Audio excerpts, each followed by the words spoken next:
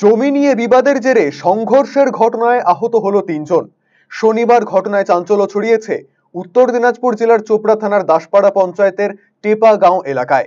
জানা গিয়েছে, এলাকার বাসিন্দা রফিকুল ইসলামের সঙ্গে আত্মীয় ইসলাম উদ্দিনের একটি জমির মালিকানা নিয়ে দীর্ঘদিন ধরেই বিবাদ চলে আসছিল। এই নিয়ে বারবার গন্ডগোল হয়, এমনকি থানা পুলিশ হয়ে আদালত পর্যন্ত মামলা করা হয়। আদালতে এই জমির ওপর চাষাবাদের স্থগিতাদেশ জারি করা হয়।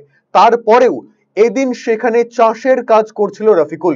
বিষয়টি জানতে পেরে আগ্নেয়াস্ত্র নিয়ে সেখানে আসে ইসলাম উদ্দিনের ছেলে মাজারুল। এই নিয়ে বিবাদের জেরে দুপক্ষে আহত হয়েছে ৩ জন। ঘটনায় শোরগোল পড়ে যায় এলাকা জুড়ে।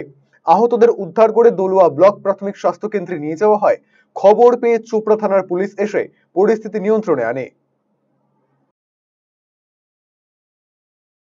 আমার কিনা জমি, এই জমিটাতে পানি ঢাললাম, ওরা সবাই লাঠি লুটি এনে তো জানে বন্দুক এনে চলে গেলো। আমরা মার করে দিই, মরিচে জল দিয়েছিলাম আর মরিচে অর্ধেকটা গম করছিলাম, তো ওইটা ও ইসলাম উদ্দিন ওর ৬ মাজারুল।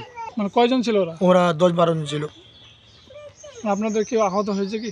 আমার আহত হয়েছে আমার এই চাচাতো ভাই একদম বাবুল, আমার একটা বউ হয়েছে। পুলিশ এখানে আসেনি, ওইদিকে আসছিল নাকি।